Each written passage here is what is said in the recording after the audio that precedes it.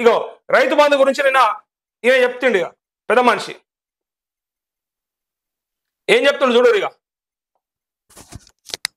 వ్యవసాయం చేసేటోళ్ళకే వేస్తారట చూడాలి మరి ఇన్ని రోజులు మరి రైతు బంధు అంటే బంద్ అంటే రైతుకి కొద్దిగా చేయూత.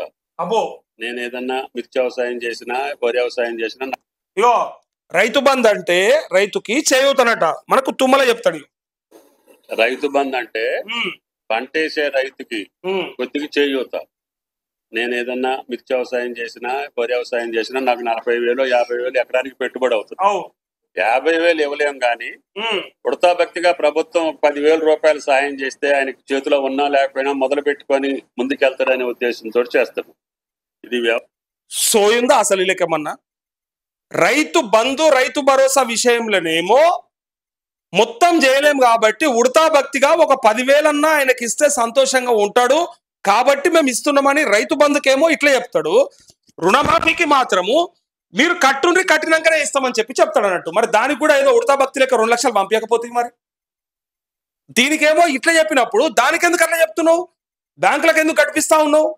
దీనికి ఇట్లా చెప్పినావు కదా మొత్తం ఇయ్యలేను 40,000. అవు మరి రైతు లోన్ కూడా మొత్తం నువ్వు చేయలేవు కదా, నీకు అంత దమ్ము లేదు కదా. 4 లక్షలు 5 లక్షలు ఉన్నప్పుడు నువ్వు చేయలేవు, నీతో కాదు. కానప్పుడు నువ్వేం చేయాలన్నా తుమ్మలా నువ్వు పంపించేదేదో పంపిస్తే మిగిలిన దాన్ని కట్టుకుంటాడా ఉంచుకుంటాడా రెన్యువల్ చేసుకుంటా ఆయన ఇష్టం కదా.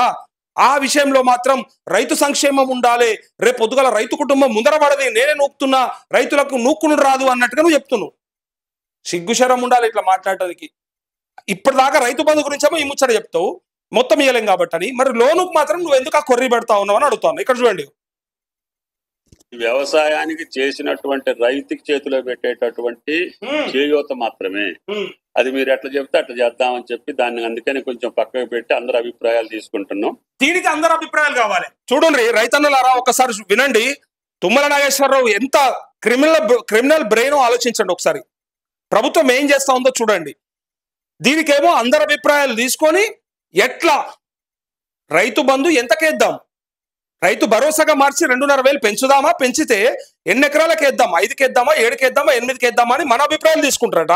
రుణమాఫీకి మన అభిప్రాయాలు అక్కర్లేదట, దానికి రైతులం అవసరం లేదట. మరి దానికి కూడా అట్లే తీసుకోవచ్చు కదా. ఇంతమంది రైతులు వెయిట్ చేస్తా ఉన్నారు, ఇంతమంది రైతులు అడుగుతా ఉన్నారు. మరి ఈ రైతుల అభిప్రాయాలు నువ్వు తీసుకోవాలి కదా. తీసుకొని రుణమాఫీ మరి ఎట్లయితే సంతోషపడతారు, ఈ రాష్ట్రంలో ఎట్లయితే రుణముక్తులు అవుతారని ఎవరిని అడిగినవా నువ్వు? అసలు రైతు బంధు కోసం అయితే అడిగా అని చెప్తున్నావు, రైతు బంధు కోసం అయితే అడుగుతా అని చెప్తున్నావు. దీన్నేమో అడుగుతా అంటున్నావు, దాన్నేమో అడగకుండా నూపుతా అంటున్నావు. ఎవరిని బాధ పెట్ట నీకన్నా అడుగుతా ఉన్నాను నేను. 99% కాకుండా 200% చెప్పేది ఏంటంటే పంట వేసినటువంటి రైతుకి ఇవ్వటమే న్యాయం అని చెప్తున్నారు. అయ్యో పంట వేసిన రైతుకే ఇస్తారట పెద్ద ఆయన. పంట వేసిన రైతునికి ఇట్లా గుర్తించకపోవాలి. పంట వేసిన రైతుకు అంటే మరి రకరకాల ఉంటాయి మరి ఆడ పరిస్థితులు. ఒక ఆయన ఒక చిన్న ఉద్యోగం చేసుకుంటాడు, ఏమో ఫ్యాక్టరీలో ఏనో కంపెనీకి పోతాడు, మళ్ళీ వచ్చి పంట వేసుకుంటాడు. ఆయనకి వేయవా నువ్వు? అడ్డం పెడతావా? చూస్తాం. రైతు బంధువుల కనుక ఏమన్నా తిరకాసు ఉండాలి, అప్పుడు ఉంటుంది మీకు. స్లాబ్ పెట్టినట్టు పెట్టాలి. స్లాబ్ అడిగినాం, అందరం అడిగినాం. అరే 100 ఎకరాలకు పోతుంది కదా, ఎంతున్నా సరే ఒక 5 ఎకరాలకు 7 ఎకరాలకు 10 ఎకరాలకు వేసేరు తప్ప అంతకంటే ఎక్కువ వద్దు అని చెప్పినాం కదా. కానీ అసలైన రైతు గనక రైతు బంధు రాకపోతే మీకు ఉంటుంది భజన. చూడురిగా ఇంప్లిమెంట్ చేయాలనేది కూడా రాష్ట్ర ప్రభుత్వం ఆలోచన. అది కౌలు రైతు మాట్లాడుకోవాల్సిన అవసరం ఉంది. ఆ విషయం కానీ ఆలస్యం అవుతుంది. నేనేం చెప్పింది తెలుసా? కౌలు రైతులకు ఇచ్చుడు ఇలా తరం కాదు, రాసిస్తా. నేను గ్యారంటీగా చెప్తున్నా. ఈ రోజే కౌలు రైతులకు ఇలా రాష్ట్రంలో రైతులకు అంటే పట్టా పుస్తకం ఉన్న పట్టాదారుకు రైతులకు కౌలు రైతులకు మధ్య చిచ్చు పెట్టే ప్రయత్నం ఇది. ఈయన రాసి అన్నట్టు ఆయన తెచ్చుకో అన్నట్ట. రేపు పొద్దుగాల సంవత్సరం అయినాక ఆయన లీజ్ అగ్రిమెంట్ పోతుంది, అవసరం లేదనుకుంటాడు, లేదా అలా మధ్య గొడవ వస్తుంది, లేదు పంట సరిగ్గా రాదు, రకరకాల ఇష్యూస్ తోని కౌలు చేయడు. మరి ఏంది పరిస్థితి? ప్రభుత్వం వచ్చి చేస్తుందా కౌలు? నడిమిట్లు ఇడిచిపెట్టిపోతే ఇప్పుడు నడిమిట్ల ఇడిచిపెట్టిపోతే కౌలు రైతు ఇప్పుడు పట్టా పాస్బుక్ ఉందా? నాకు ఒక రైతు ఇంతమంది చూస్తున్నారు, మీరు చెప్పుండ్రి. ఎవరన్నా రైతు మనం ఒక ఆయనకు కౌలుకి ఇచ్చినామా, ఓ 2 ఎకరాలు ఉన్నది నాకు, నేను ఇచ్చినా అనుకుందాం, ఓ 20,000కో 30,000కో ఎకరంకి ఎంతకో ఇచ్చేసినాం, అయిపోయింది. ఆయన కౌలు చేసుకుంటుండు, మధ్యలో ఇడిచిపెట్టి ఎగబెట్టి పీక్తాడు. నేను ఆయన పోతాడంటలేను, నేను కౌలు రైతులను తక్కువ చేస్తలేను, బట్ చెప్తున్నా, సందర్భాలు చెప్తున్నా. ఇవి కూడా గుర్తుపెట్టుకోవాలి, వీటి వల్ల కూడా అర్థమవుతుంది. సో కౌలు రైతు ఒకవేళ చేయలేకపోయిండు అనుకో, మరి నడిమిట్లు ఇడిచిపెట్టిపోతే ఆయనకు నువ్వు రైతు బంధు వేస్తే మరి ఆ రైతు బంధు రికవరీ ఎవడు చేయాలి? దాంతోపాటు ఈ కౌలు మరి మిగిలిన పంట ఎవరు పండియాలి? తుమ్మల పండిస్తాడా, పొంగులేటి పండిస్తాడా, బట్టి పండిస్తాడా, రేవంత్ రెడ్డి వచ్చి పండిస్తాడా? పారకమ్మ పెట్టాలి. మరి కౌలు తీసుకున్న రైతుకు మీరు లీజ్ అగ్రిమెంట్ అంటా ఉన్నావు కదా, అంటే గ్రామాలల్లో మళ్ళా రైతులకు, కౌలు రైతులకు చిచ్చు పెట్టే ప్రయత్నం తప్ప ఇది ఏది కూడా పనికొచ్చేది కాదు.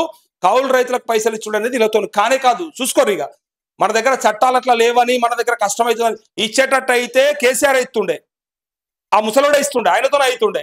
కౌలు రైతులకు ఇయ్యలేమని తెలుసు ఆనాడే. అది ఇస్తే కొంపలు అంటుకుంటాయని చెప్పి, ఇష్యూలు అవుతాయని చెప్పి, రేపు పొద్దుగల 2 సార్లు రైతు బంధు పడ్డాక వాడే రేపు పొద్దుగల కొట్టుకుపోతాడు. సుశీరా సార్ కాగితం పుట్టించుకుంటాడు. ఒకటి దొంగ కాగితం ఎంతసేపు, అన్ని పుడుతున్నాయి. ఇంకా తిరుపతిలో అంటే కల్తీ అయింది, ఇంకా కాగితాలు దొరకాయా? కాదా? దొరుకుతాయా దొరకదా? సో పట్ట పాస్బుక్ ఆయన చేయాలని క్రియేట్ చేసుకొచ్చుకుంటాడు. సార్ కావాలంటే చూడు సార్ రైతు బంధు పడుతుంది నాకు అని చెప్తాడు.